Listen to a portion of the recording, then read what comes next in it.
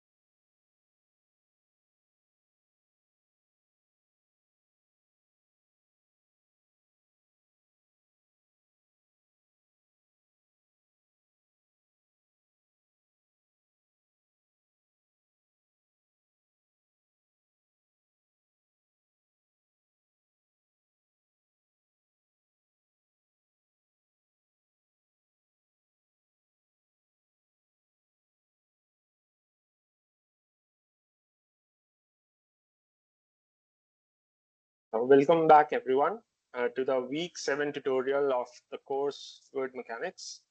I hope everyone is regular watching the lecture videos by the prof on the Nptel portal and are very regular to the assignments as well. Those who have registered for the exam, it's mandatory for them. And those who have missed the last any of the tutorial, that you can even watch on my YouTube channel, that is Nptel with Varnit. All the videos of the recordings are already there uploaded, as well as the PDF notes in the Google Drive link is there in every video description.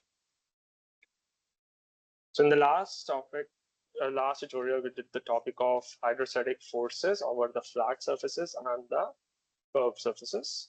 And in today's tutorial, we'll start with buoyancy and flotation. So let me share my screen.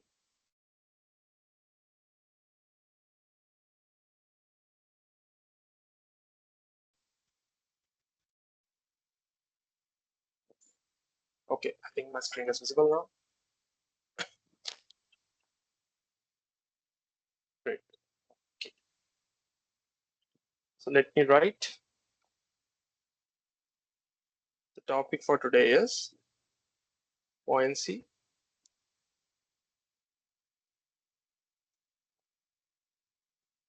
and flotation. Okay. So what do we mean by this is that when there is a body which is immersed either partially or completely in a fluid, then the net vertical hydrostatic forces which is exerted by the fluid on the body is in the upward direction, and this force is known as buoyant force, and all the hydrostatic forces in the horizontal directions are balanced out. Okay, so when a body is immersed in a partially or completely in a fluid, then a body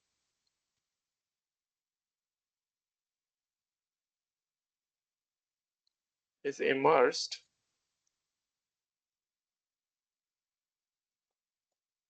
partially or completely in a fluid,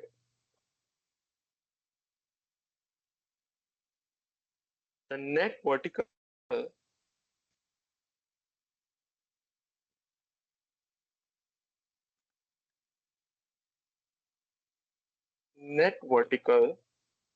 hydrostatic forces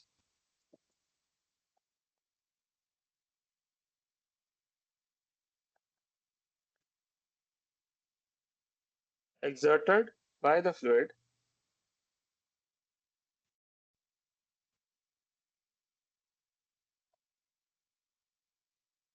acted on the body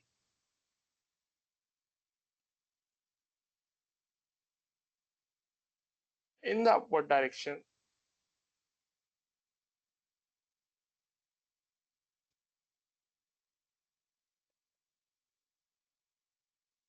or direction is known as buoyant force.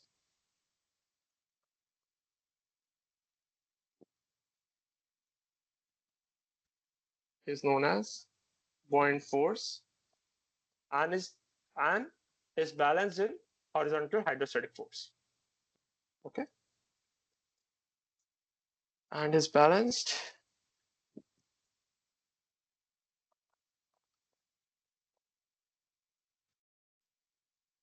in horizontal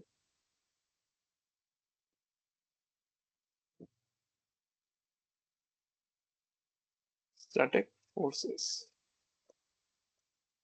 And what is the magnitude of this buoyant force is basically the weight of the fluid displaced and its application where it will it act. It's the point of application in the centroid of the submerged part, or you can say centroid of the displaced fluid.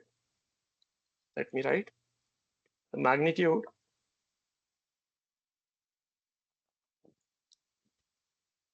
of buoyant forces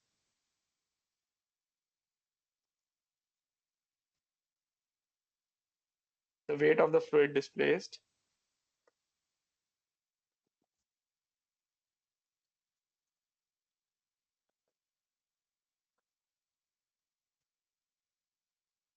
its point of application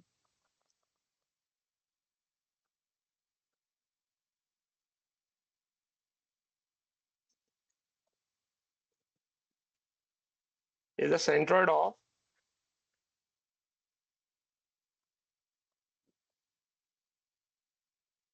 submerged part,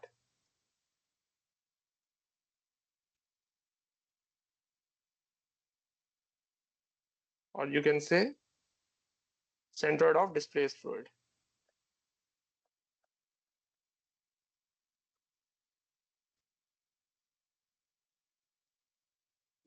Okay, centroid of the displaced fluid.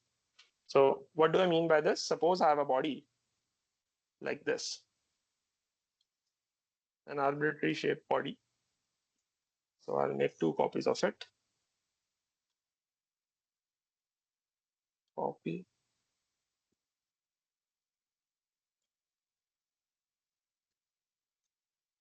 paste,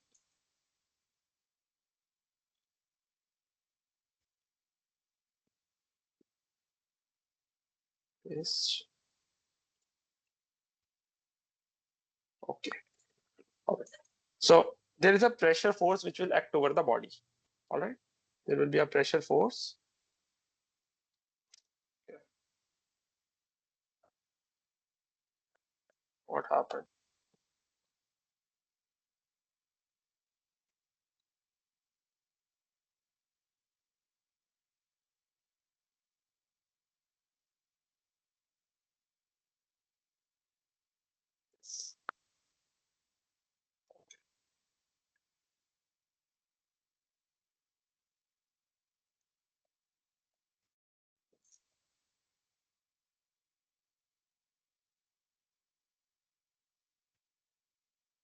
Yeah. Sorry. So body will have a pressure force which will be acting if it's immersed in the fluid in all the directions. Okay. And this pressure force will have 2 components. One is the horizontal force, which is basically horizontal forces.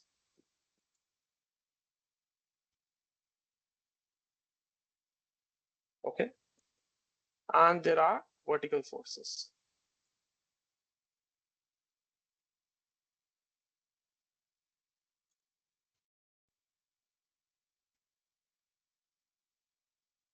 Suppose I take this is a G regimetric center, and CP is the center of pressure, which we did in the last tutorial. Okay. So geometric center. Suppose a line is there and vertical forces are acting like this.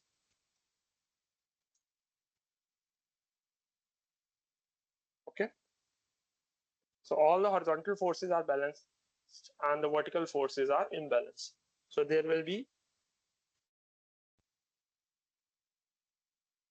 F vertical downwards which is acting, and there will be F vertical upward which will be acting, FV2. Okay. And net vertical forces will be horizontal are balanced. So horizontal F horizontal is equal to 0. All are balanced. Okay. So at the center of pressure, that means at the center of pressure, this left hand side horizontal forces FH1 is balanced by FH2. That is FH1 is equal to FH2. Whereas here F net is FV2 minus FV1, and this will be suppose in the upward direction. All right. So this is sum of this body plus this one. Okay. Horizontal and vertical forces. And the FB, which is your net vertical force, is basically the weight of the fluid displaced. So this is nothing but your FB. That is the buoyant force, the net buoyant force. And FB is equal to weight of fluid displaced.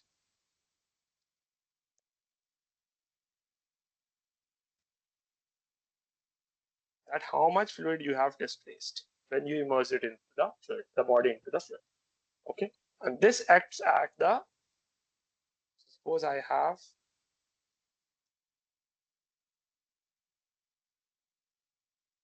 again draw this same body here. So this acts at center of buoyancy.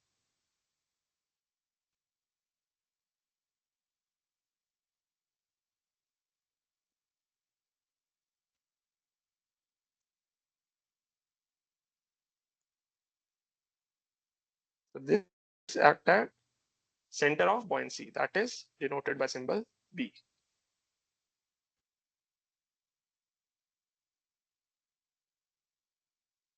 And the force value is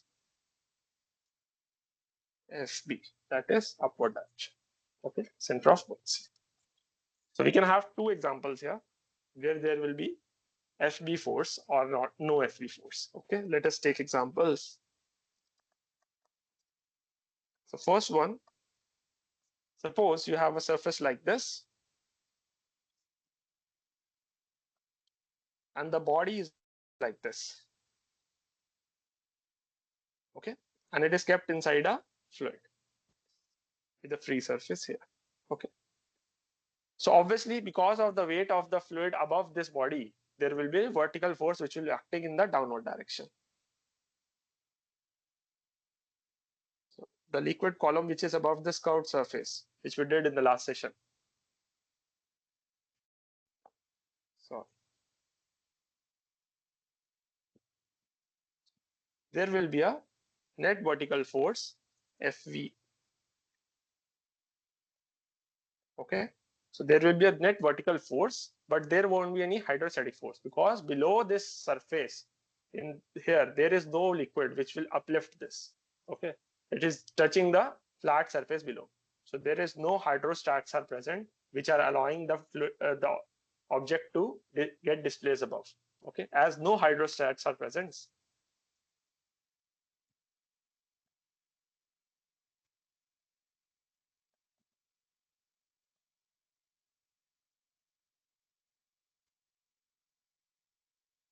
here, even though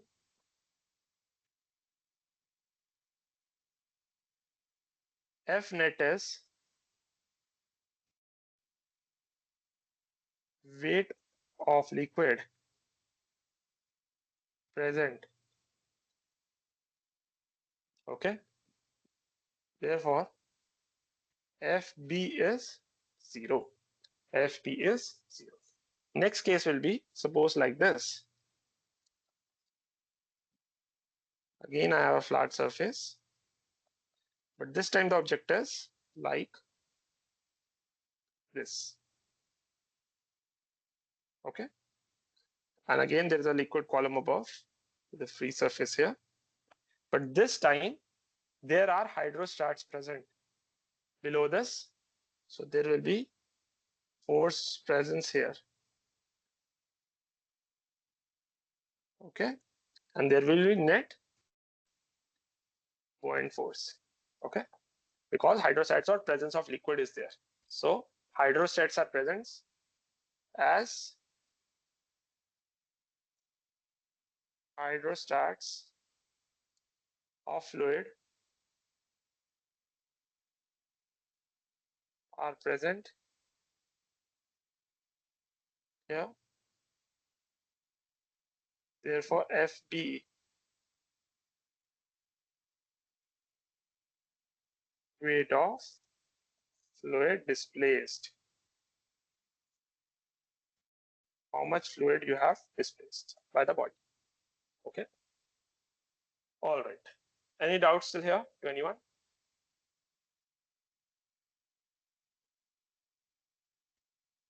No doubts? Okay.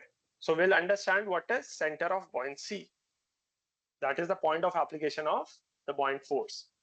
Okay, it is a point of application of the buoyant force, and it is center of gravity of the fluid displaced. How much fluid has been displaced, that is the center of the gravity. So whatever the center of gravity of the fluid displaced, it is nothing but your center of buoyancy. The center of buoyancy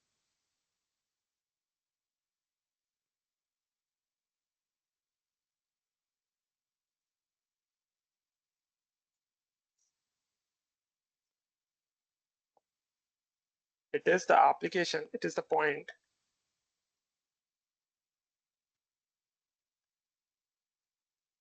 of application of buoyant force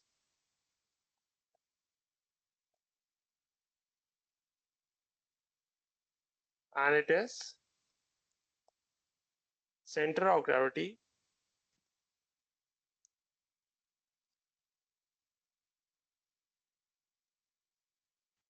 of displaced fluid.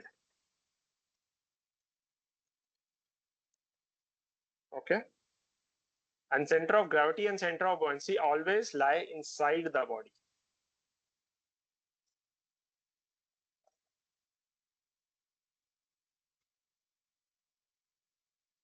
I am saying of the displaced fluid, not of the body. Body has a center of gravity different, and fluid which is displaced had a different center of gravity. And it depends that the body is floating or it is fully submerged inside the liquid. Okay. Center of gravity and center of buoyancy.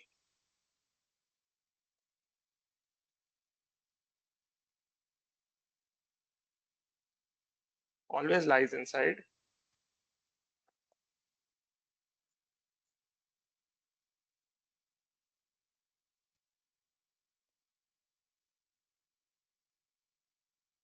the body. Okay. Now let's come to the principle of flotation. That is nothing but your Archimedes principle. So what does Archimedes principle say? That as per the Archimedes principle, in any equilibrium condition, the weight of the body is equal to the buoyant force on the body. And it is the, basically, what is the buoyant force? Weight of the fluid displaced. Okay. So when the body is immersed partially or completely, then there will be a buoyancy force, and that is nothing but the weight of the body equated to weight of the body for body to float. Okay. Under the equilibrium condition. So principle of flotation.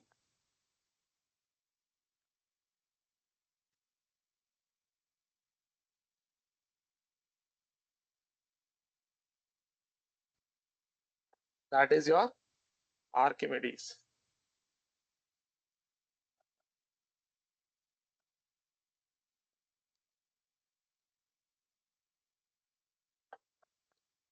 So suppose you have a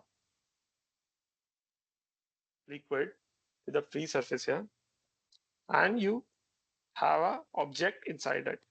You have an object inside it. Suppose like this. Okay.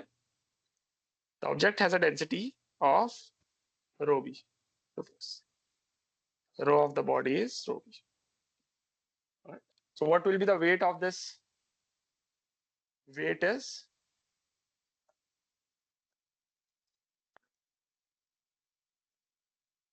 mg, and m is density into volume into g.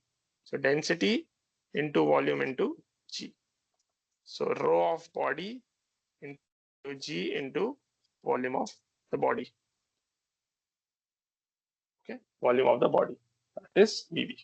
Okay, and there will be a fluid density as well here, density of the fluid in which it is submerged. So there will be a buoyant force which will also act on this body. Okay, so how will it act? Let me take this above and make here. Okay, take the whole setup here like this. So there will be a buoyant force which is acting at the center of buoyancy.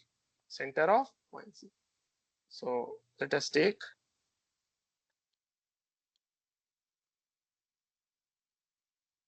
this is point B, that is the buoyant force, and application of buoyant force, and FB is the buoyant force. Okay. So what will be the volume of the fluid displaced? That is, suppose here it is fully submerged, suppose. So the volume of fluid displaced is volume of the body itself. So volume of fluid displaced is again V. So I say that my V into G, and this is V only. Okay. So both will be same because it is fully submerged. So what will be the buoyant force? That is the weight of the fluid displaced. FD is for fluid displaced. So FB is nothing but weight of fluid displaced, FD. And weight of fluid displaced is mg. What is the weight of the fluid? Mg.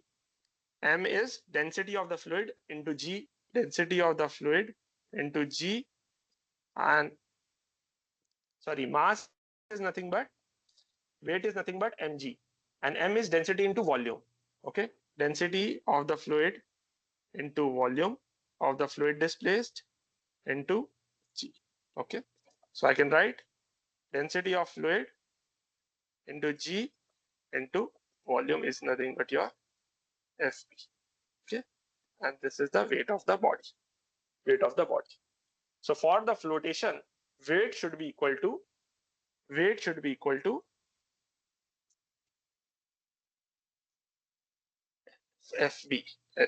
equal to FB for flotation. Floating condition. Weight should be equal to, okay. All right. If body is floating, that is, it is above or above, partially above the surface, free surface, or submerged inside. Suppose if the density of the fluid, let us say, let density of the body is greater than density of fluid. Okay, density of body is greater than density of fluid. So if I multiply both by G, both sides by G, is greater than density of fluid into G. Okay, and I multiply both sides by V as well. Rho F G V. Okay, rho F G.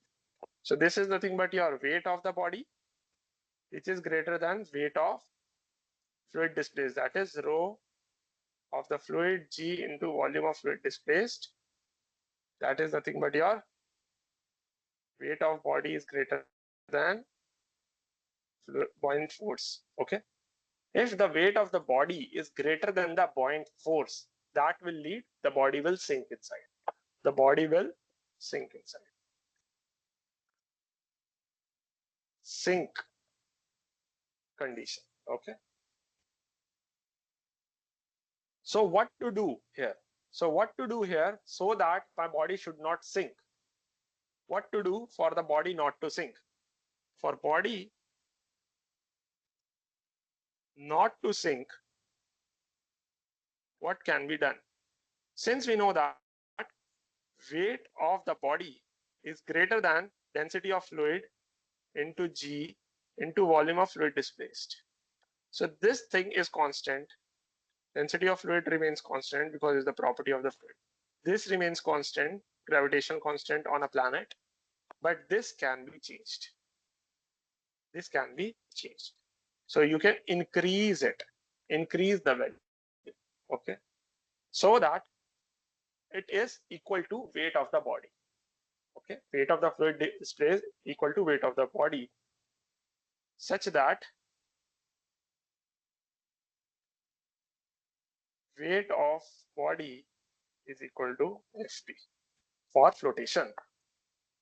Okay, for body not to sink, for body not to sink. So how can you do?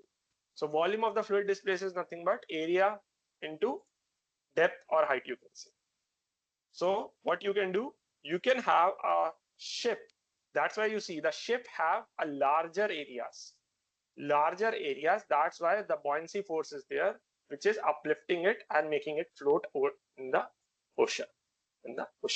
That's why. So what can be done? So example here is the first one. So again, you have a suppose free surface like this, and you have a ship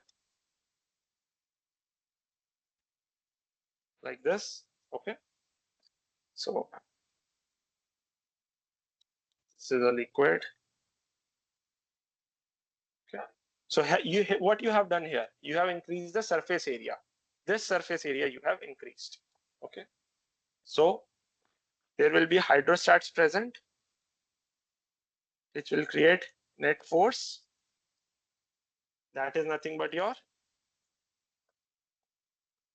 Fb, that is weight of the fluid displaced, rho F G area into H. So what's basically you have increased? You have increased the area. Increase the area, okay, of the ship.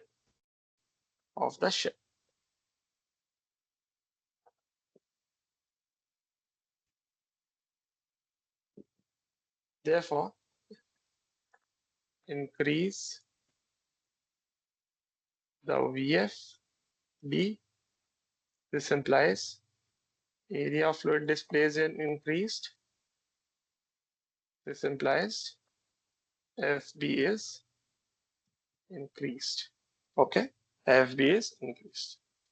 So it will always float because we have increased the area of the fluid displaced. So more hydrostat present now on the bottom. More hydrostats.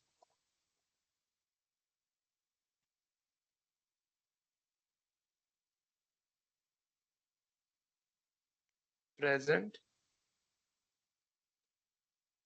now at bottom. This implies it will float. The ship will float. Whereas if I put the ship instead of ocean, you put inside a river. Instead of sea water, you put inside a river water. What will happen? So this was a sea. But in example 2, suppose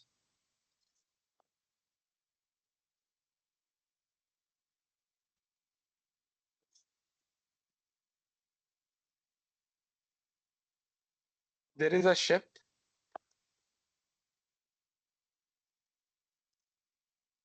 and this time it is the river. Okay. This time it is a river. So generally, a river has a lesser density compared to sea water. The river water has lesser density. Okay. So what was h here? Let me write the h. H is this distance. The height of the fluid displaced. This is the h. Okay. Since density of a river is less than density of sea water, this implies FB, which is nothing but density of river or density of fluid into G into area into H. This becomes less. So therefore, this implies weight of the ship is now greater than fluid displaced. This implies it will sink. That's why we don't generally see ships in a river compared to a seawater. Okay. All right. Clear? Any doubts? Next example, let us take third example.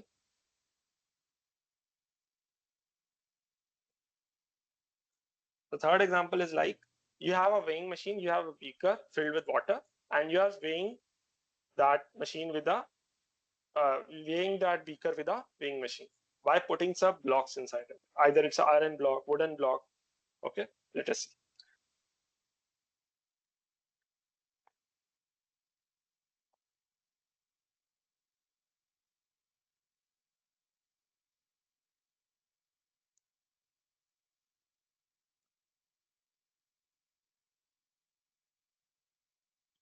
Okay, and suppose you have weighing machines.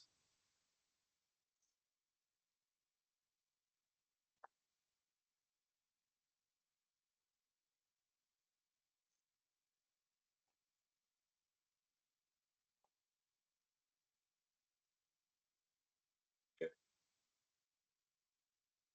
So weighing machine, weighing machine, weighing machine. Okay. You have liquid filled here completely. Here also completely. But here in the last, the liquid is filled till here. Okay. So one case is where you have a, suppose you have a iron block and you put it inside this Fe block. Okay. What will happen to the weight? Will the weight in reading in the machine, weighing machine will increase or decrease? Obviously, you have put a higher density object inside this. The reading of the weighing machine will always increase here. Okay. Even the some of the amount of fluid is displaced outside because it is full up to the brim. So even if you put the iron block, the water spills out, but the density of iron is very high, and the weight, so weight of the iron block will be included, and the weight in the weighing machine will increase. So reading weighing machine increase. Okay, in this case, suppose you have a wooden block, wood block. Now what will happen? You tell me.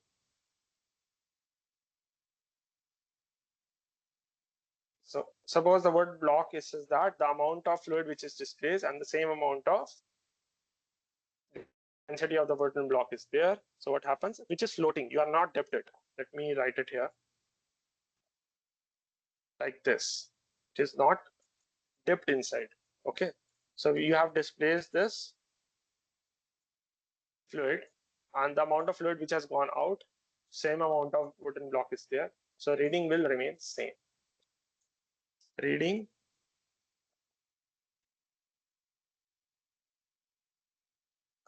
remains same. What if now again I have some block of any material here? I have a block of any material. Okay. And I put it inside. If the water level or the liquid level is not full up to the brim, so anything you add, whatever material it is, the water level will rise and the weight machine will give an increased reading. Okay, because of the presence of the block. If fluid is not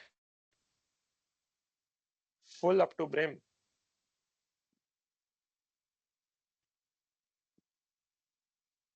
weighing machine reading increase. Okay, weighing machine reading always increase. Okay, so let me write the statement of Archimedes principle here now. As per Archimedes principle,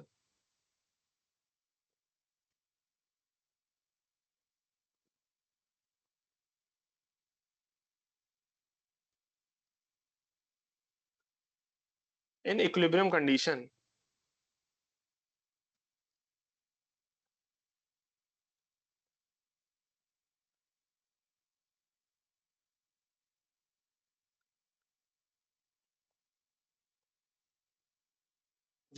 weight of body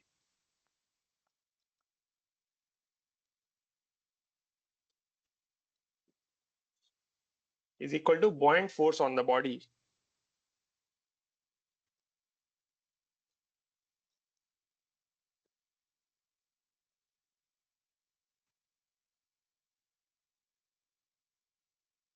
I hope I'm audible, right?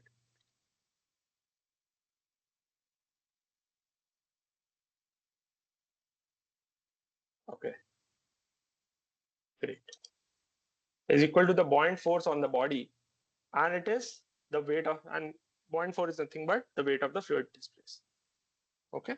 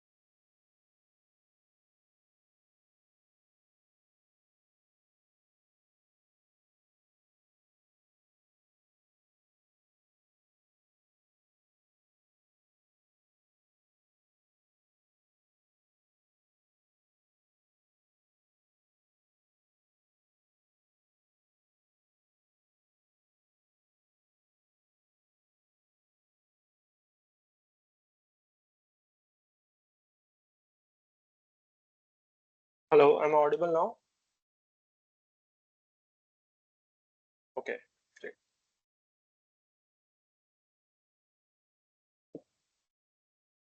Let me again share my screen. Okay, so I was saying about the stable equilibrium and unstable equilibrium and neutral. So for the stable equilibrium, if you displace the body or the object in any of that direction, either to the right or to the left, it is always going to the bottom center. Okay, so that it restores back, restores.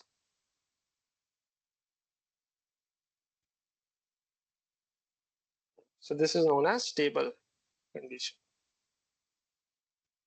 Just hold on, guys, please.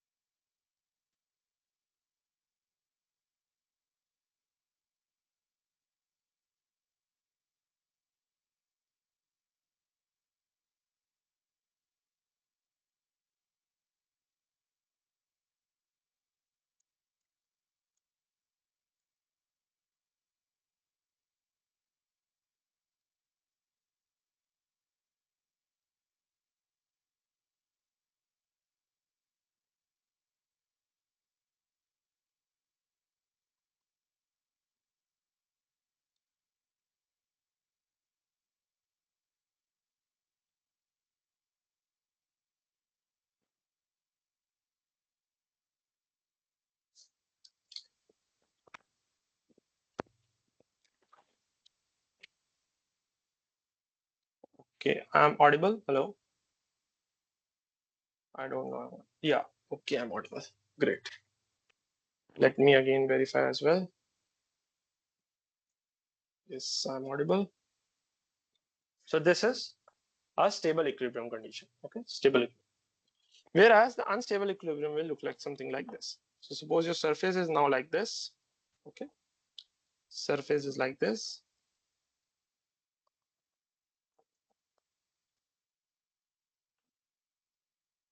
And your object is like this. And if you displace this object either to the left or to the right, what's gonna happen? It's gonna fall down only. It's not going to come up. So there is an overturning condition. Overturning. Overturning.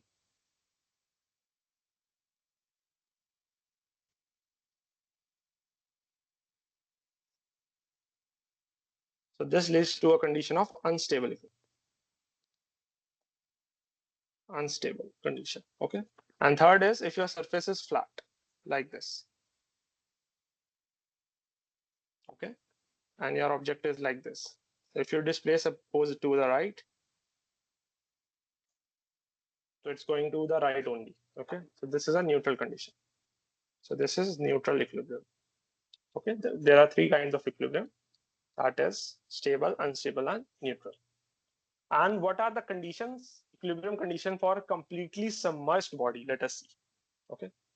If your body is completely submerged or partially submerged, it depends. So for a completely submerged body, let us see. Equilibrium conditions.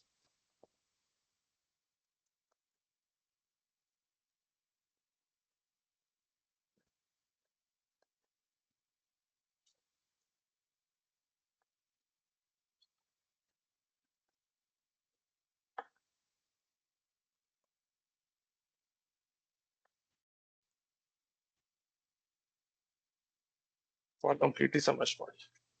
Okay, so it's completely inside the submerged body. So suppose let us we have a block like this. Okay, and it is completely submerged inside. It's a wooden block, suppose.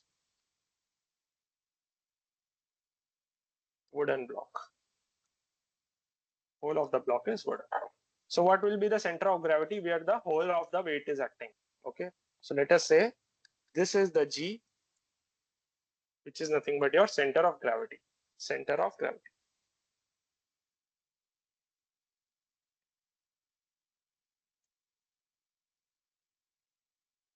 Okay, center of gravity. Suppose another kind of block I have. which is half made of iron, half made of wood. Okay. So let me draw again.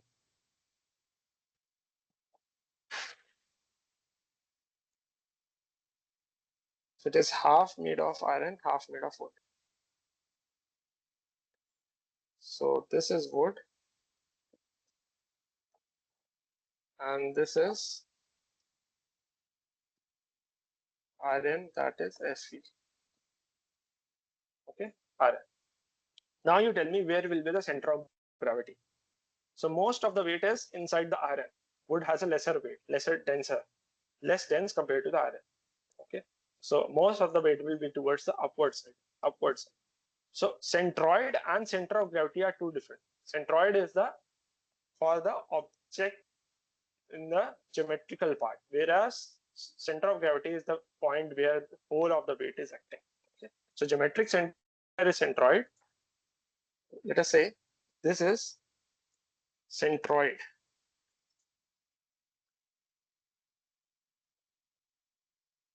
Whereas my geometric center will be more toward the upper part. That is, sorry, center of gravity will be to the upper part. So this is your center of gravity. Okay, center of gravity. Suppose now below is iron, above is wood. Okay, below is iron or above is wood. Let us see. So again, I'll make a block.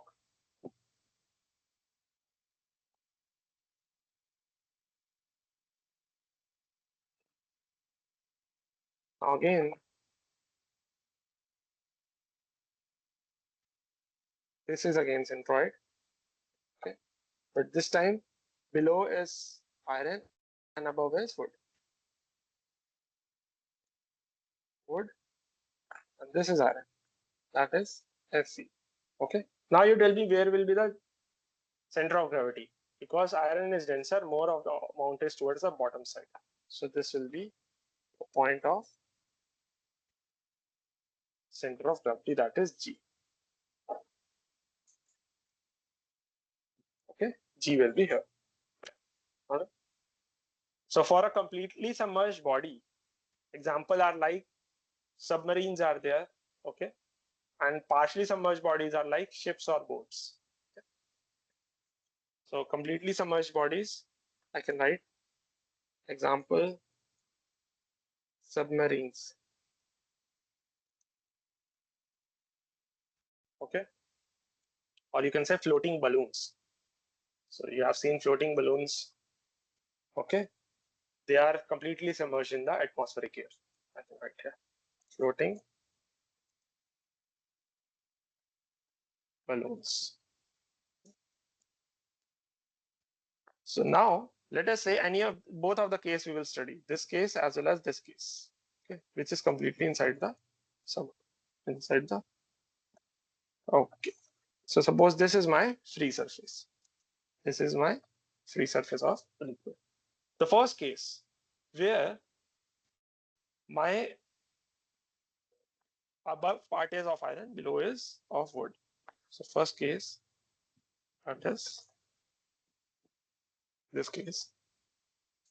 So here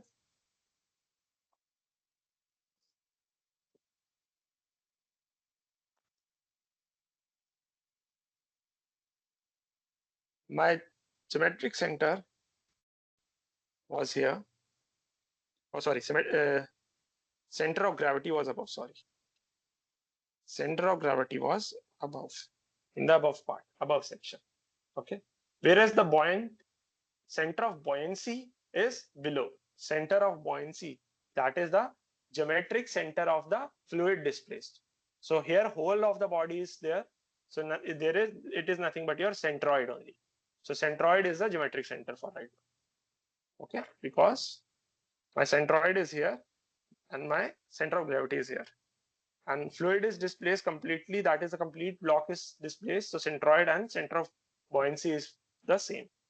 So here the center of buoyancy will be here, point B. Okay, point B. So my force FB, which is acting here, FB is acting here. Okay, suppose I just apply a tilt it by a very little amount. I tilt this object by a very little amount. What will happen?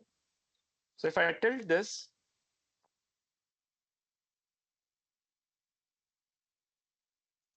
okay, this is my tilt.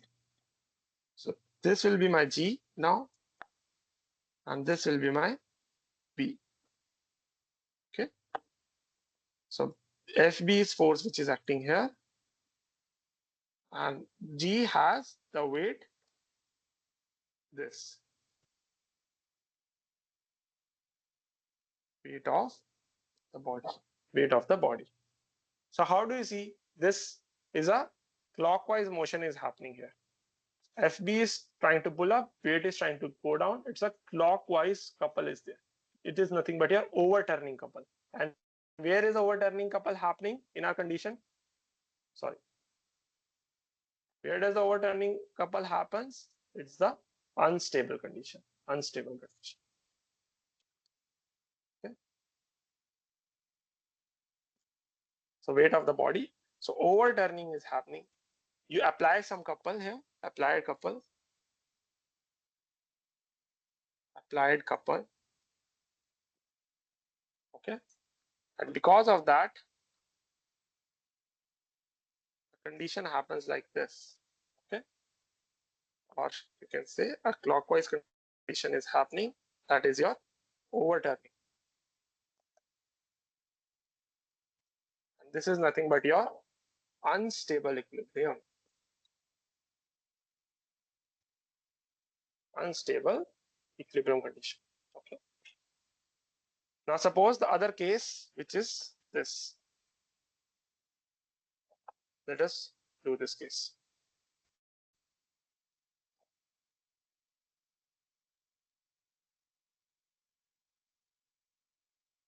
Okay. So this is your axis. The geometric center and center of buoyancy are the same here. That is this centroid and the center of buoyancy. So the force FB will act here. FB, as iron block was below, the center of gravity was below here. Center of gravity is here. Now you again displace this. Again displace this.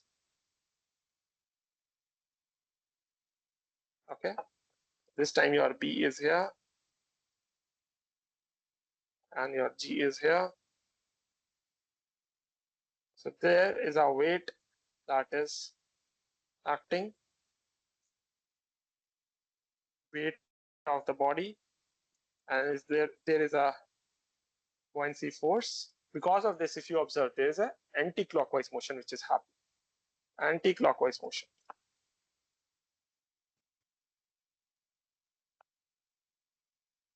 So this is nothing but your, what is this? Restoring couple.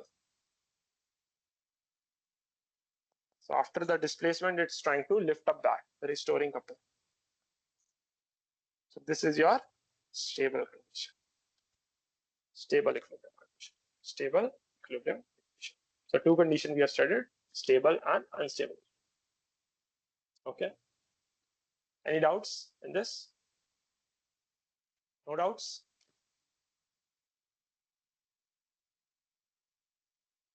Okay. So suppose if I have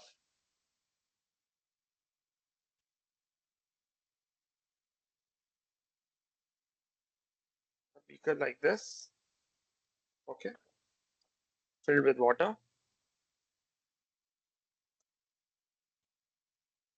Okay. I have a box like this. A box is there. I have some blocks of iron, suppose. Okay. Fe. Now what I do, I take out one iron block. So this was initially at a height of Hi. Okay. This was at a height of liquid level, was a height of Hi. Suppose I take out one of the block and throw it inside the water itself. Okay. One of the block and take out and throw it in the water itself. So this block of Fe will sink eventually because area is, it's a circular shape. area is lesser, spherical shape, sorry. Okay. So what will happen? The water level will rise, remain same, or increase. The question is this. So if a iron block was kept in a flat box like this initially, so its effect was spread over the complete area. Its effect was completely spread over the complete area, and more hydrostats were there, so it was trying to float up. But when you took out one of the block and put it inside, its effect on the spreadness over the area has decreased. Okay, so less hydrostats will be present, so it will dip down and the level of the fluid will dip down. Okay, so if iron sphere, if it was in a flat box or plate or whatever, okay, flat board, then the displaced fluid is more by the boat or the box for a given weight of the iron. But if one of the iron sphere is put down in the fluid, then the displaced fluid of the boat has decreased. Due to the decrement of the weight, displaced fluid of the iron will be less, which is in the sinking condition. So net liquid level will decrease. All right. So net final level will decrease. So this will be your H final. Okay. Since effect of iron sphere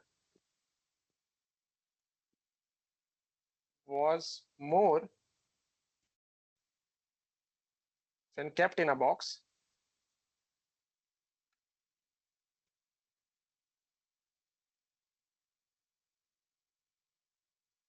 but when iron sphere was sinked inside, okay, so its effect over the area decrease. This implies displaced fluid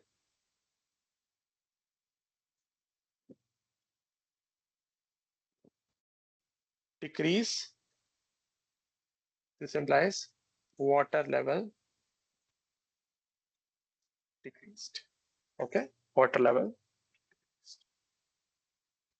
So that means initial height of water level was greater than the final height. Okay. Next case is that suppose you have a, let's take some example. So first example, suppose you have a hot air balloon in an air. Air is a complete fluid. So hot air balloon generally rise up. Okay, so there are three conditions generally which happens. One is lifting is happening, floating is happening, or sinking is happening. Okay, so suppose I have a hot air balloon like this. Okay, and it is connected to some, you can say, a carrier which is carrying the passengers. So that means most of the weight is at this point. So this is your weight because all the passengers are there. But here there is a center of buoyancy. Air is the fluid, whole ambient is the fluid. So there will be a buoyant force which will act, which will try to lift up this hot air balloon. Buoyancy force. Okay, that is nothing but rho of your air into G into volume of the fluid displaced. That is the air displaced. Okay, volume of the fluid displaced. And generally we use helium inside it. Helium. Okay, hot air balloon. So what happens for a lifting condition? Your net force that should be such that the buoyancy force should be greater than the weight of the object. So for lifting,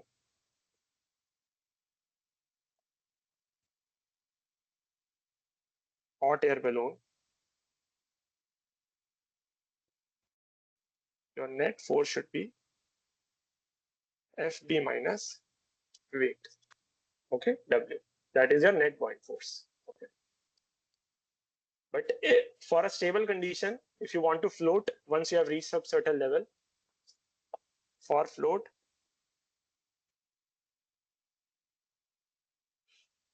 your FB should be equal to your weight. Okay. And for sinking,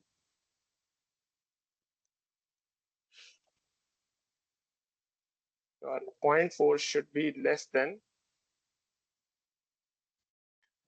okay, all right, should be less than your weight. Then only it will go down. So that's why you see the rider who is riding this, driver or rider, you can say, I don't know what's the terminology for the person. He tried to increase the flame of the gas, flame gas, right? If you see that flame is increased or decreased. Inside the balloon, there is a helium, and flame is increased or decreased. Why is it done? So what happens? What he's trying to do, he's just trying, because gravity is constant, volume of this hot air balloon is also constant in the air. He's trying to change the density. Okay. So when he provide the temperature, when he provide the flame, so temperature increases, okay, or decreases. When he provides the flame, temperature increases. Because of the increase of the temperature, we know that in the first lecture, first tutorial, we studied the fluid properties. The density decreases. Density decreases of the air, and because of that, density, what happens to the density? Increases or decreases? You tell me.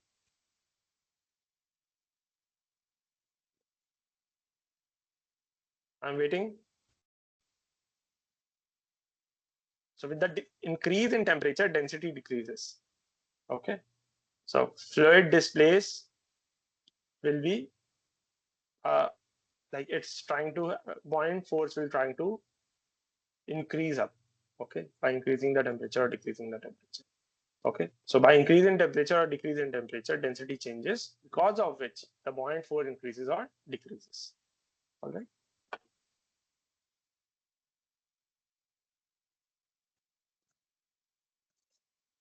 All right.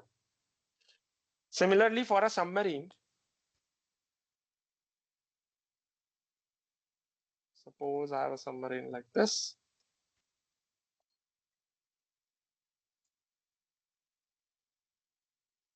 Okay. So there are some ballast tanks that contain water here and here. Okay. Water tanks or ballast tanks, we say.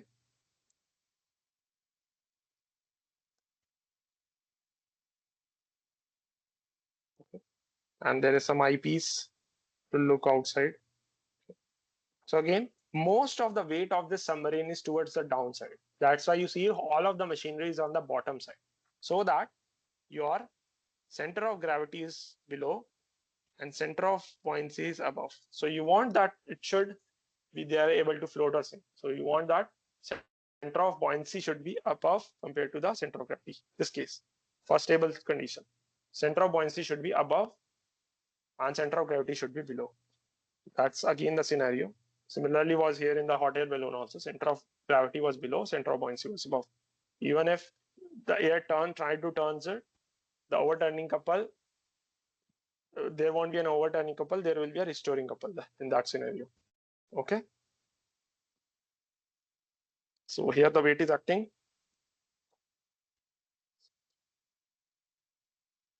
And here the body force is buoyancy force is acting. The buoyancy is acting. And this is your submarine.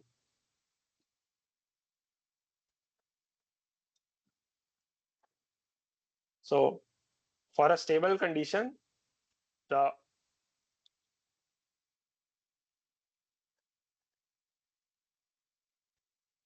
weight should be equal to FP.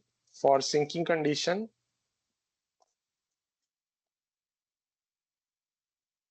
W net is nothing but W minus FB should be greater than 0. Weight is greater than FB. Okay. And similarly for the floating condition. Okay. So what happens?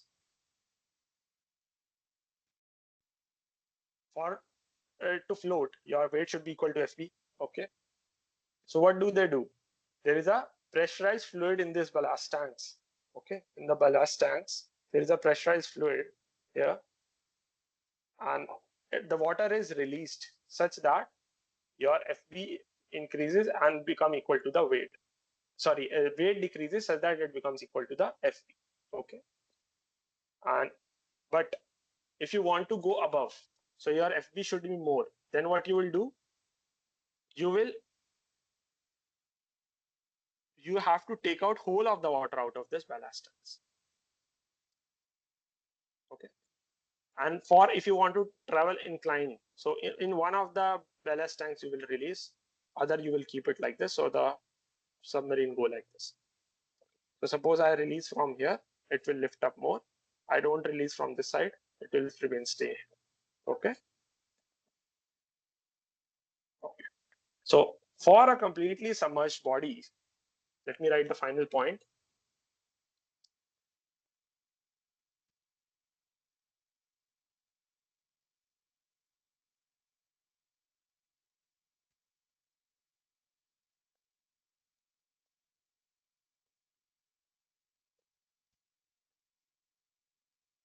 And these bodies are non-homogeneous. It's not necessary homogeneity should be maintained. Okay. Body is said to be in stable equilibrium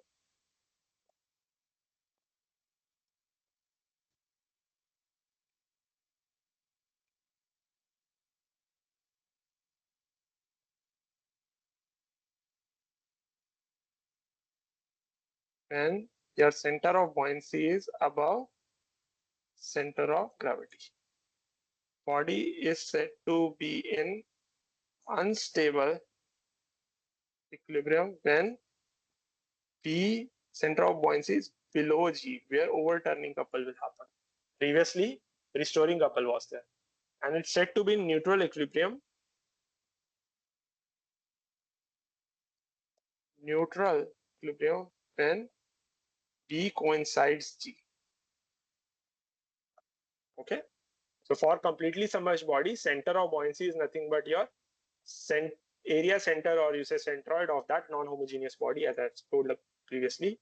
And for a partially submerged body, the center of buoyancy will always be below the center of gravity. We'll come to the partial submerged bodies now, which is nothing but your centroid of the fluid displaced. Centroid of the fluid displaced. So I'll write here a few points. For completely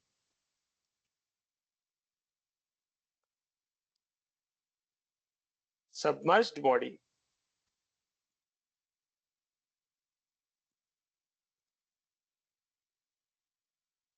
center of buoyancy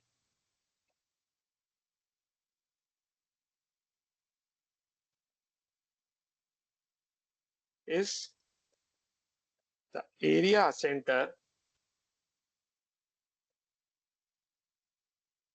which is nothing but your centroid for non-homogeneous body.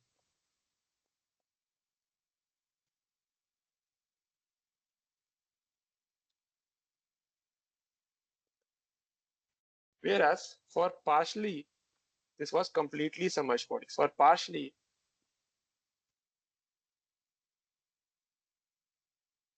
submerged body,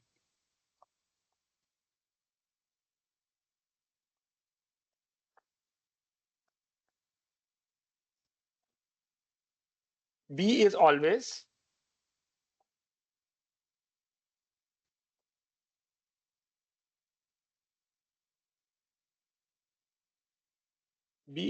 below G. For completely submerged body, center of buoyancy is the area center. For partially submerged body, B is always below G, and B coincides with center of gravity of the fluid displaced or displaced fluid, because this time whole body is not inside it. Okay, that's why the complete geometric center of the body is not equal to the center of buoyancy, but it is equal to the center of buoyancy is equal to the center of center of, you can say, the gravity of the displaced fluid. Okay, coincides with center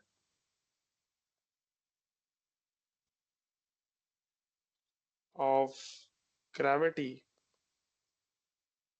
of displaced fluid.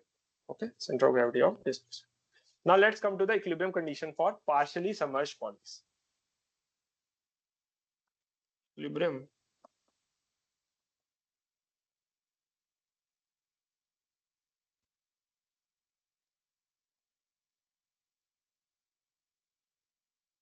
partially submerged bodies.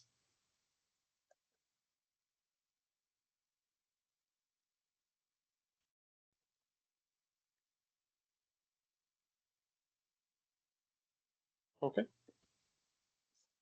that is bodies which are floating.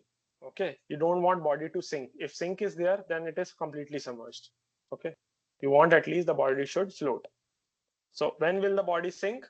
When will the body sink? When your center of buoyancy is above or below the center of gravity. Think about that. So suppose you have a free surface like this. You want a floating condition. Let me write here. That means floating.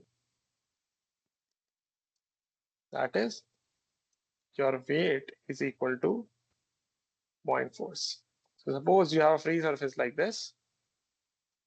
Okay, you have an object like this.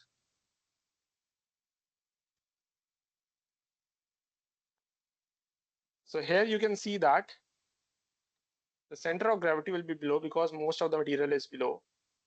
Okay, but center of buoyancy will be there, which is above this, because geometric center of the displaced fluid is much above. Let me draw a horizontal line.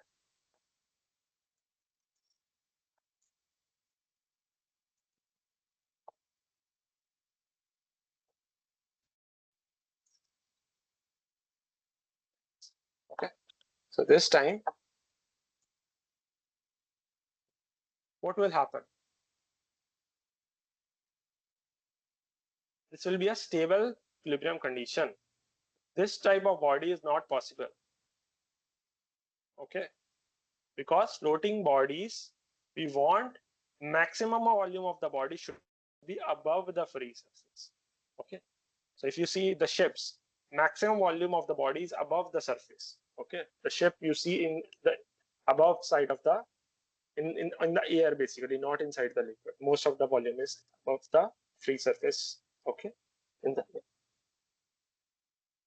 Although it's a stable equilibrium condition, but this kind of situation we don't want. We always want most of the volume should be above. Okay, you don't want that your ship should always be floating inside this water. Most of the ship is inside and you are living in this much area. You will never want this scenario. Okay, although it's a stable condition, but still this type of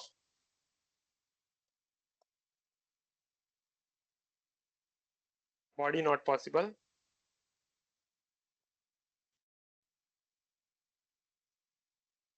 Since we want maximum volume of body,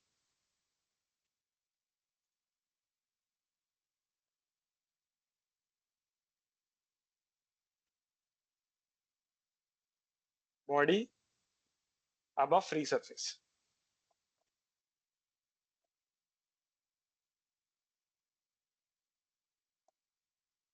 So what do you want? A scenario like this.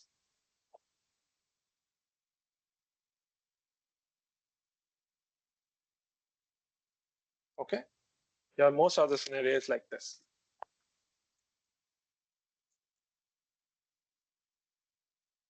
So suppose your geometric center this time will be supposed somewhere here, and your center of buoyancy will be somewhere below. Okay, center of buoyancy is below. So suppose your this point is, so this we call as freeboard. The part which is above is called as free board, and the part which is inside the liquid is draft or draught, you say. Draft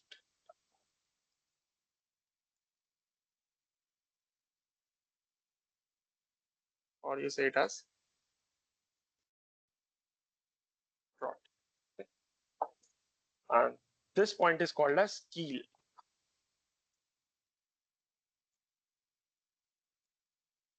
Okay, keel.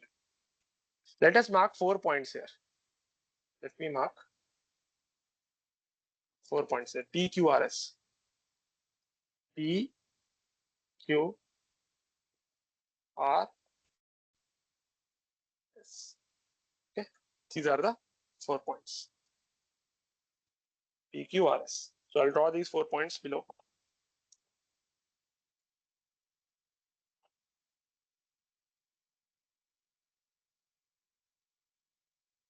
Where lesser part is below the free surface and most of the volume is above the free surface. So this is your P, Q, R, S. Okay. This G can be here, here, here, whatever, but it will be most to the upper side.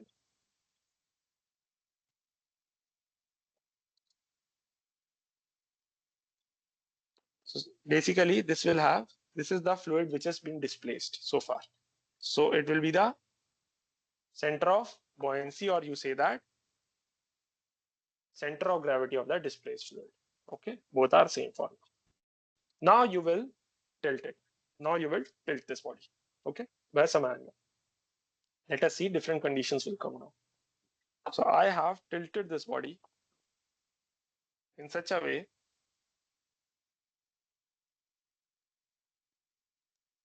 like this. Okay, it's not as good like that, but okay, we'll work with this. We have tilted this. Okay, apply it, which you applied couple.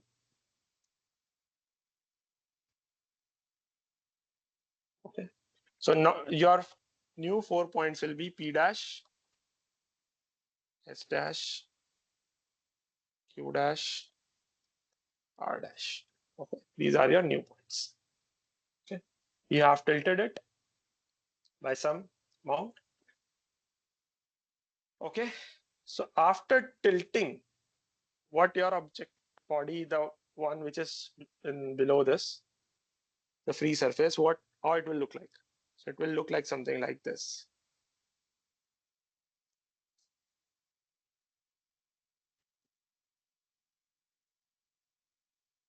Okay, most of the volume has come down. More of the volume has come down.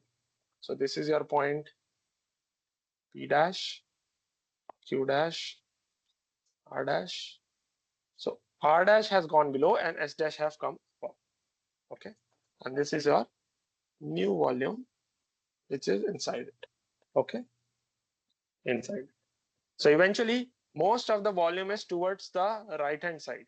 Greater part is toward right hand side. Eventually this B must have been shifted to here because it is the center of gravity of the fluid displace. So fluid displaces towards the right hand side more. So center of buoyancy is nothing but your center of gravity of the fluid displace for a partially submerged body. So this will be your new P dash. This will be your new P dash. So earlier what was happening? This was G somewhere here. Earlier my B was this. Okay. I'll draw again. It's some another color.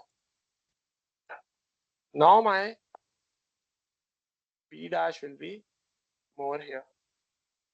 Okay. So my B dash is somewhere here, like here. Okay. So what has happened? There is a shift happened as the body was displaced. Continuously B was also changing. So between this to this, there will be infinite amount of from B to B dash. There will be infinite number of center of buoyancies will be there.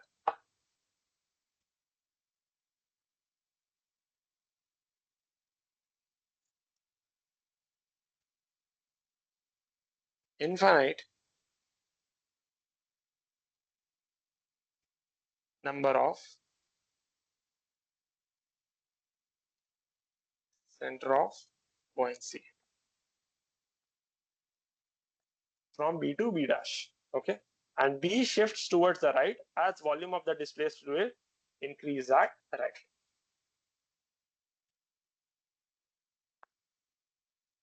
B shifts towards right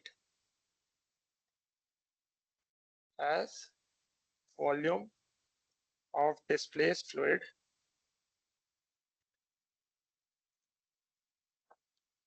increase at right. Okay. Volume of displaced fluid increase towards the right. Okay. All right. Now, as we have shifted it, what has happened? So let us draw one line from this B dash. Let us draw one line from this B dash. A vertical line from this dash. So point of intersection of the line which was this passing through this and the new line which you have made this. Okay. So intersection point is, which is the intersection point among them? This is your intersection point. Use some another color. This will work fine. Or should I use something other? I think I'll use this. This is your color. I don't know it's visible or not. I think it's not visible. Black. So I'll use this rain. Okay. This is your point M. Let us call this point as M. Okay. So this is nothing but your metacentric point. The point which is formed by the intersection of the axis passing through the geometric center and the new center of point C. Okay. Intersection point of new line of action of the point force due to the displaced fluid geometry to the centroidal axis or the center line axis. Okay, is your metacenter. And the distance between, so here the weight W is acting. Okay, the weight W is acting here. And the distance between M and the point G. M and the point G. And this is your angle theta.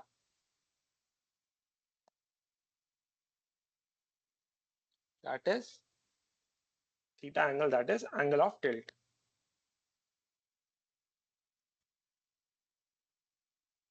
Okay, angle of tilt. This is your angle of tilt. Okay. And the distance between the point G and M is your metacentric height. Metacentric height.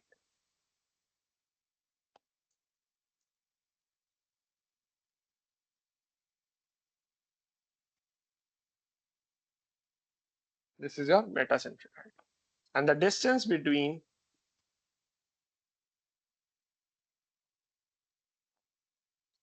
B and M, that is your this distance, is nothing but your metacentric radius.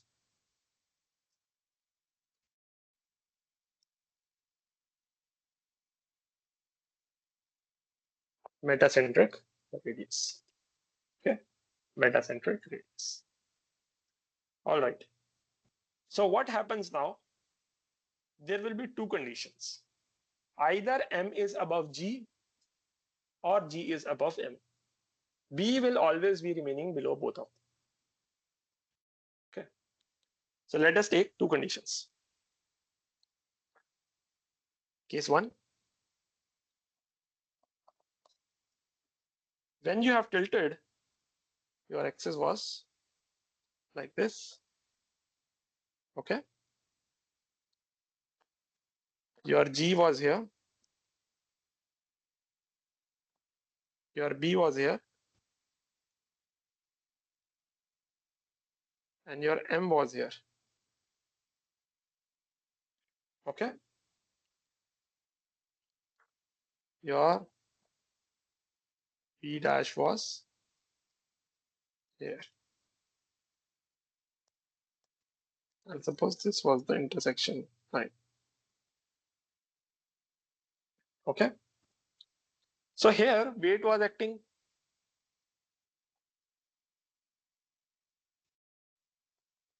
Okay. And at the new center of buoyancy, that is V dash. That is V dash, your forces. Okay. FB, point forces acting. So what do you observe? The rotation is how it's like anti-clockwise.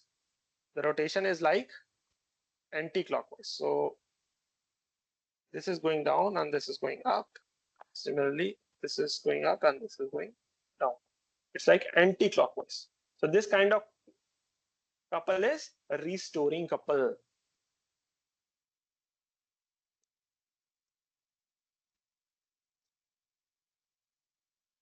This is your restoring couple. Okay. And this condition is nothing but your stable condition. Stable equilibrium.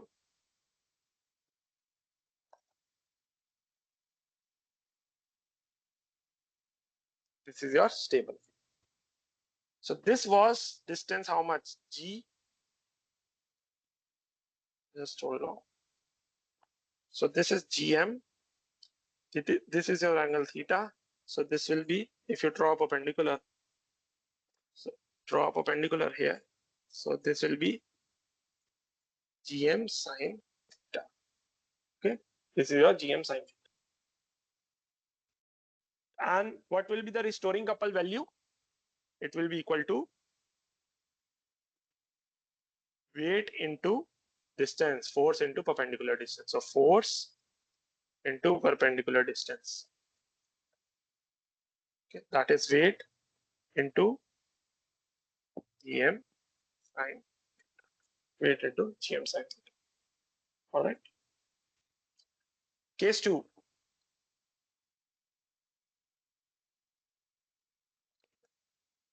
Again, you tilted it. Okay. You have geometric center, suppose, sorry, G, center of gravity here. Okay. Your center of buoyancy or center of gravity of the fluid displaces here. And suppose it displays somewhat like till here. Okay. V dash. Okay. And you have drawn the intersection. So this is your intersecting point.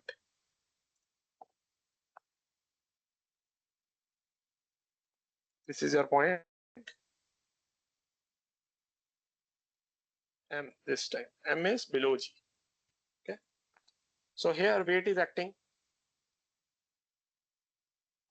Okay. And here FB is acting. FB is acting. So what is trying to happen here? It is trying to create a clockwise rotation. Clockwise rotation. That is your overturning couple. That is your overturning couple.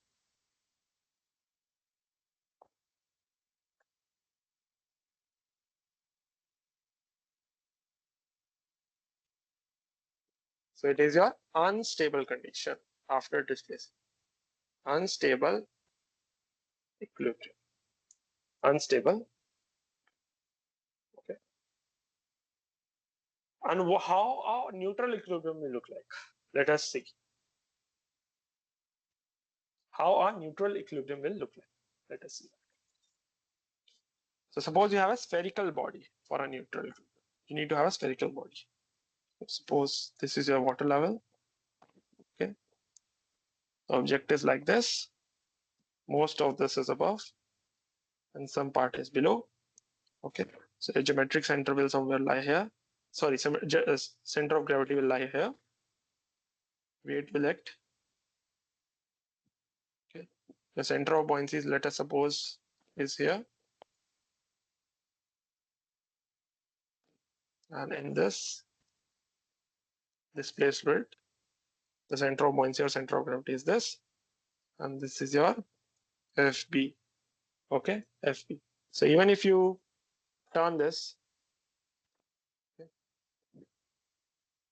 the center of buoyancy,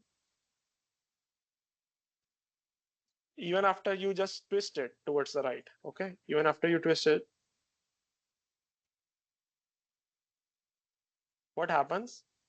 Geometry remains the same. The center of buoyancy doesn't change. The fluid displaces spherical only. Okay, this amount of distance will always remain same, even if you try to rotate it. That's why geometry afterwards remains same. So restoring couple is 0. Here, geometry remains same after displacement.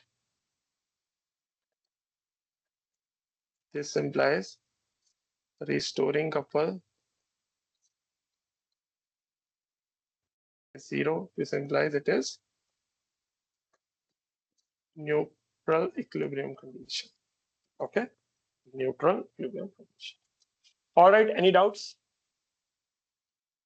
So our restoring couple is, what is the value of restoring couple? We have done above.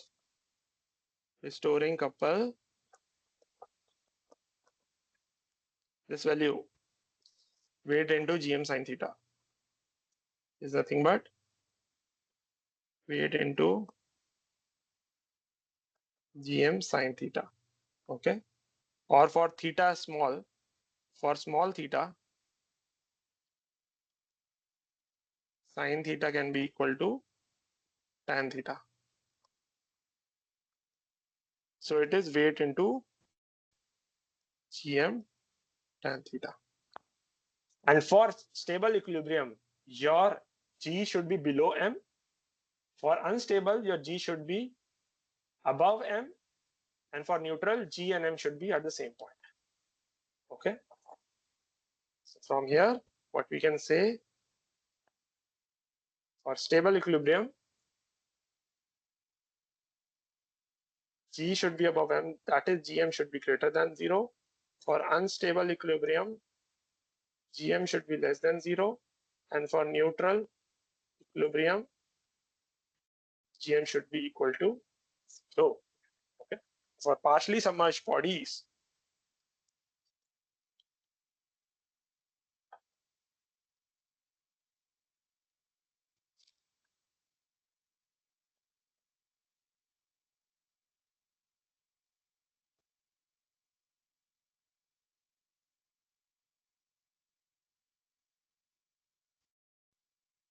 it's said to be stable equilibrium when M is above G.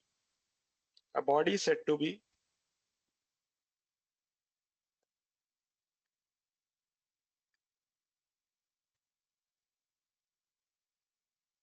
stable equilibrium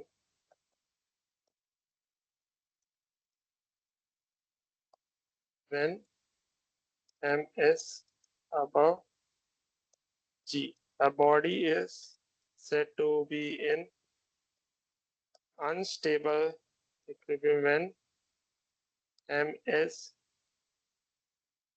below G. And body said to be neutral equilibrium. Earlier, there was a, for fully submerged, there was a comparison between center of buoyancy and G. That is center of gravity. But this time it is a comparison between meta center and the center of gravity, okay, of the body. A body said to be in neutral equilibrium when M coincides G. Okay, so what do I mean? A condition like this.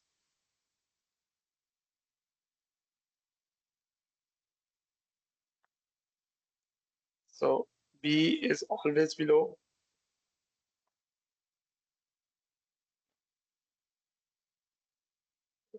G is here. G is here. B is here. M is here this time. M is here this time and equal to M. Okay. So this is stable. This is unstable. This is neutral. Okay. So this distance is BG.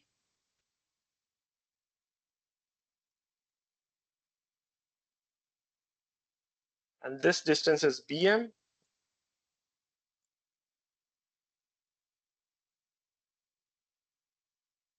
And for calculation of this GM value, GM is nothing but this much. This is GM. So GM is nothing but total BM minus BG. Okay. GM is this much.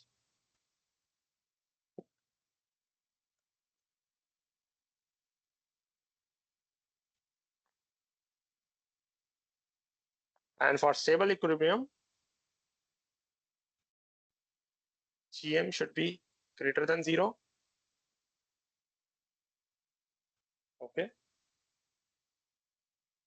Here for unstable, GM should be less than 0, and here GM should be equal to 0. Okay. Okay. Now, I'll write the definition of metacenter also, and how we will calculate this metacentric height. Metacenter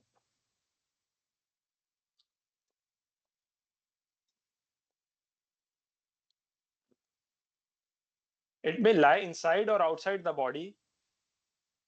First of all, let me write it is a point of intersection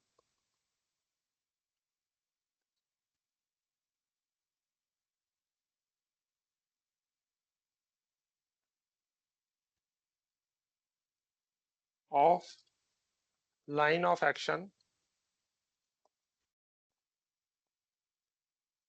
point force due to change of fluid displaced, change of displaced fluid geometry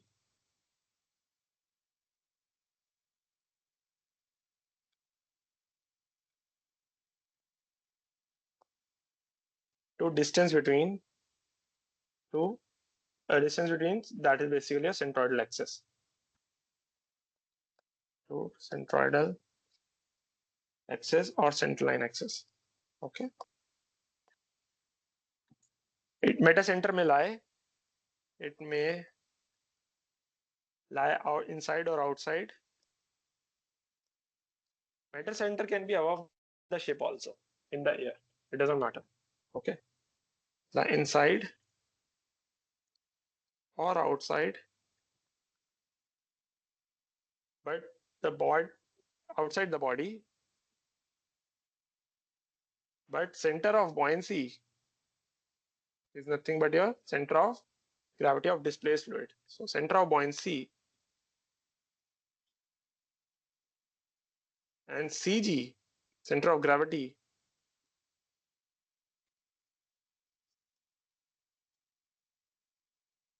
lie inside the body.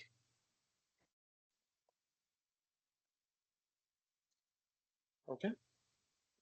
And what is metacentric height? It's the distance between metacenter and center of gravity.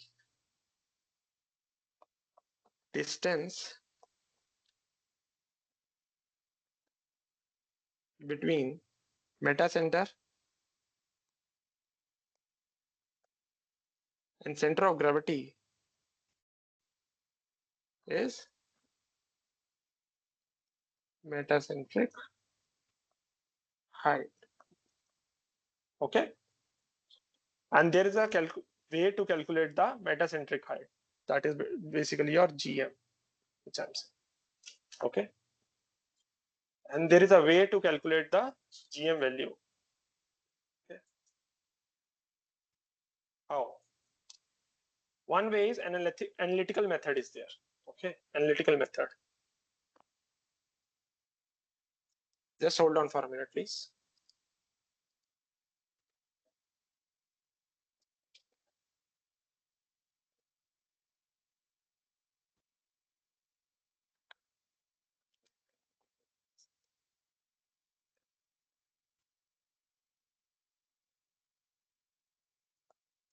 Analytical method for data-centric height. Okay. So what is meta-centric radius? That I also wrote there. It is defined by the moment of inertia, that is Bm. Bm is nothing but your meta-centric radius, distance between B and M. It is defined by the moment of inertia of waterline area and volume of the fluid displaced by the first moment principle of point force. So let me write meta-centric radius, that is your Bm is nothing but I by volume of fluid displaced. So it is defined by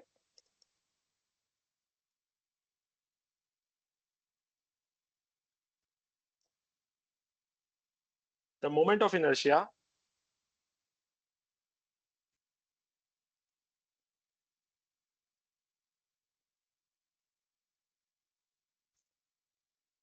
of waterline area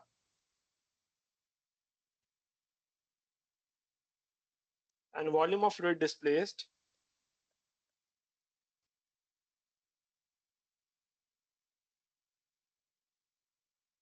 by first moment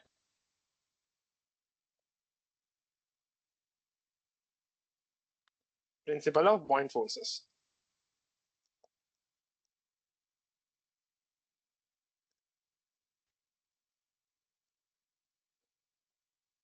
So for calculation of GM, you need to have BM and BG. So BM is calculated by I by VFD. That is a metacentric radius.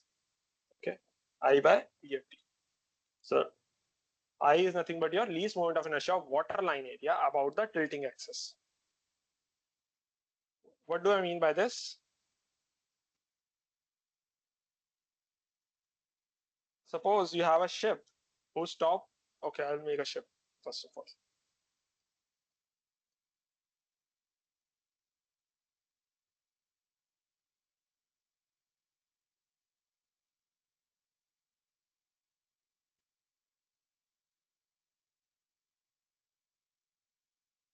Okay. So a ship, suppose this has a width B and a depth D or length D. Okay. A ship has some axis. First axis is like this. Okay. That is nothing but your rolling axis, about which if your ship is like this, it can roll. Okay. A rolling axis like this. This is your rolling. Then there is a pitching. Pitching is happening. Let me draw a pitching axis.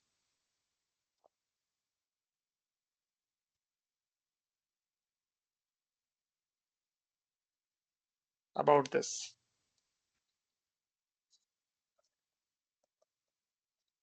So ship is there. About this axis, it can do like this. It can do like this. So this is pitching. So this is rolling, sorry, about this axis, and this is pitching. About this axis, this is your axis. About this, it is pitching.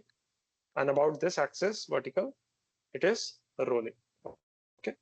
So pitching, up and down, rolling, twisting. Okay. This is your pitching. And D is greater than B, as you see. So waterline area is the area that is above the surface, free surface here.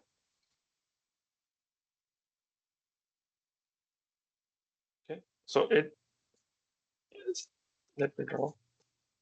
So you can have this derivation of this from various of books are there. Okay. So I was making the top surface fit. Okay. So one axis was this, like this, of rolling, and one axis was this, like this, of pitching. Okay. All right. And this was P, this was D, and this is T. So when I'm saying moment of inertia about which tilting axis, either it's a rolling axis or pitching axis, both will have different moment of inertia. So I about rolling will be dB cube by 12, but I about pitching will be PD cube by 12. I told you now, when you are taking the line which is perpendicular, so cutting this, the cube will be of this much. Okay, so when rolling is happening, this was your B, so cube of the B has happened. Okay, all right. Whereas for the pitching, this was the line which is being cut, so cube of D will happen. So PD cube. Okay, and since B is less than D, so I of rolling will be less than I of pitching because of the cube. So BM so BM is I by VFD. So BM of rolling will be less than BM of pitching. And GM is nothing but BM minus PD. So from BM, GM you get, so rolling will have a less GM compared to pitching. Okay, so what you need to do, you need to always solve where the moment of inertia is lesser. Okay, so in our case, rolling has a lesser moment of inertia. If you design your ship with respect to a rolling, then your whole ship is safe. Then in that scenario, GM of rolling is, you have designed in such a way that GM of rolling is safe, then GM of pitching will be automatically safe. Okay. There is one point to note. So you can write ship with respect to I of GM of rolling.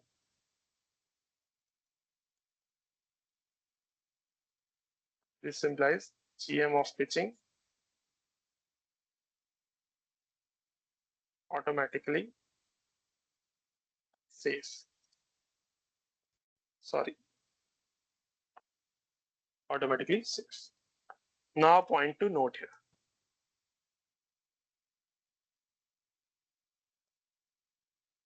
Okay, a point to note. Suppose you have a body like this, conical body, and it's a solid body. It is partially inside the fluid, free surface. Okay, so obviously this is displaced inside the fluid. Okay, the diameter of the cone is this much, d. Okay, the height which is submerged is h, let us say. Okay, the center of and the diameter which is displaced inside, which is small d. Okay, the center of buoyancy is nothing but center of the gravity of displaced fluids, which is b.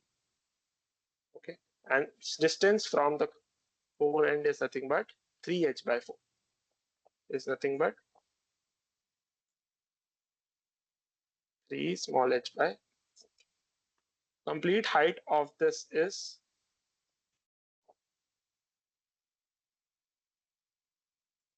capital H. Okay, and the geometric center is somewhat here, and it is at 3h by 4. Okay, 3h by 4. Let us say it is A. Let us say it is A. Okay. So for solid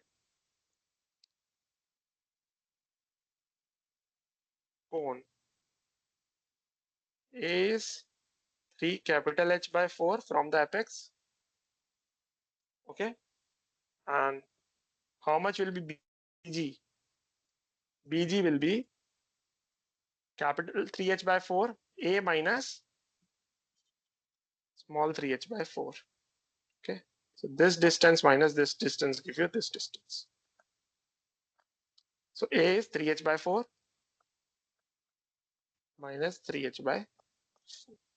All right. And BM will be I by volume of fluid displaced. So volume of fluid displaced in this case is conical volume is 1 by 3 pi d by 2 whole square into height, volume of the fluid. So small d and small h I have written. This is your volume of fluid displaced. Okay. And I will be pi by 64 small d to the power of 4. Okay. All right. Now for a so for a solid cone was this. For a hollow cone,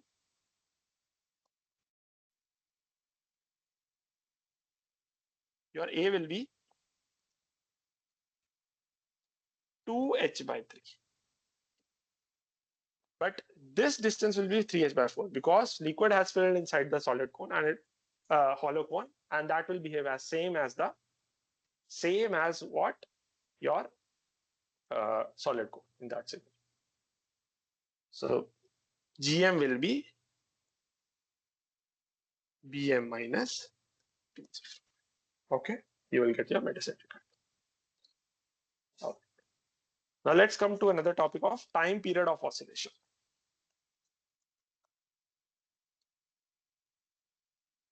Rest all the process of this BM calculation will be same. Okay, either it's solid or hollow, because water is filled, it will behave as solid only. Time period of oscillation.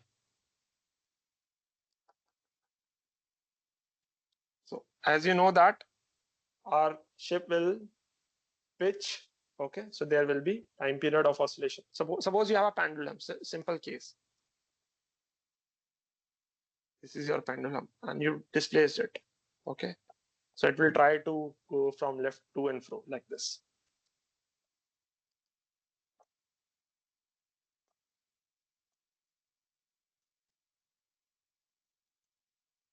Okay, it will go to and fro like this. Okay, similarly, ship will also roll and it will have time period. So it will roll and have time period. So time period of it is 2 pi root under root of k square by g into g, and that is your metacentric height. Okay, so k is radius of gyration.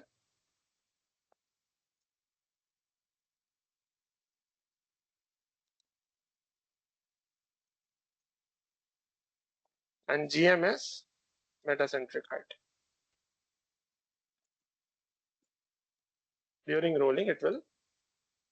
So time period is nothing but inversely proportional to root of metacentric height. And you know that for stability, metacentric height should be higher. For stability, for stable equilibrium, gm should be higher. This implies time period decreases. This implies your comfort decreases. So that means your time period will decrease to roll. It will not be very fast, and ship will continuously do very slowly like this, and you will feel discomfort. Okay. So for warships, your time period is generally 1.3 to 1.8 because you are not worried about comfortable there. You want it should be stable very easily. For cargo ships, comfortable it can be from 0.5 to 1 meter. Okay, more comfortable is there, which carries the passengers. You want comfort to be there. You can reduce GM, but not that it becomes unstable.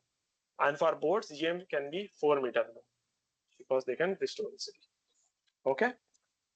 Now let's come to a last topic, that is apparent weight and real weight.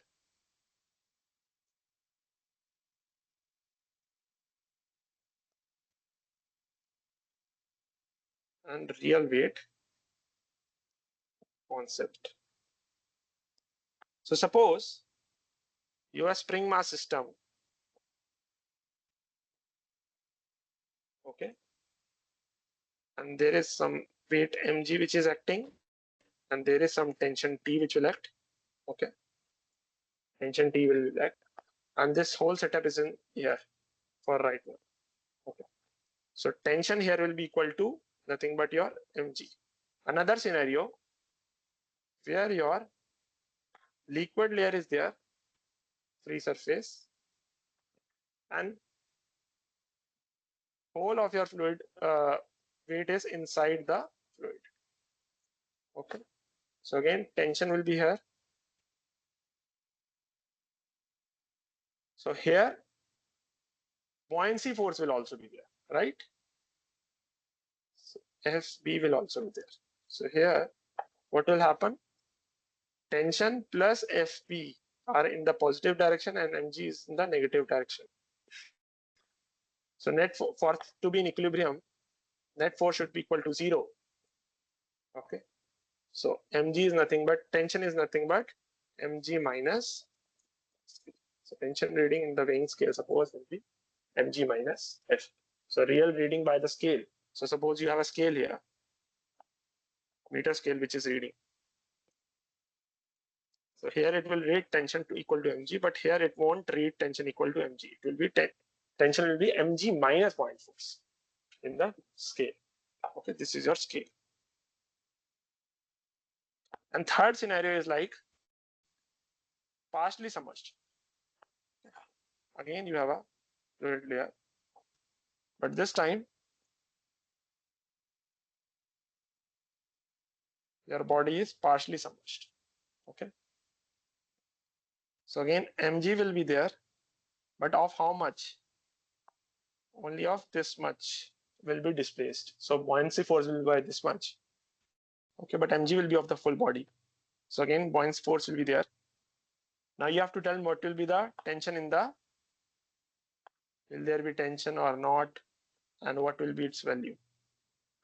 So here T is mg minus FB, but it is floating, so tension will be 0. Since floating, mg is equal to FB, this implies tension is, okay, for floating. All right. Okay, I guess we are more or less done. And with this complete chapter of pressure measurement, we have done fluid properties. And in the next tutorial on next Tuesday, we will start with fluid kinematics.